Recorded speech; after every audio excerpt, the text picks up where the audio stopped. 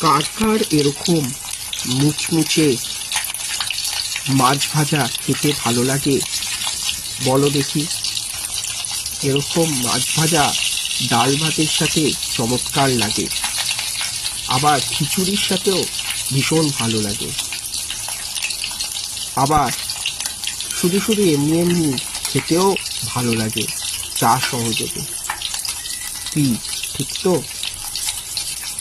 দেখে ভীষণ লোভ হচ্ছে।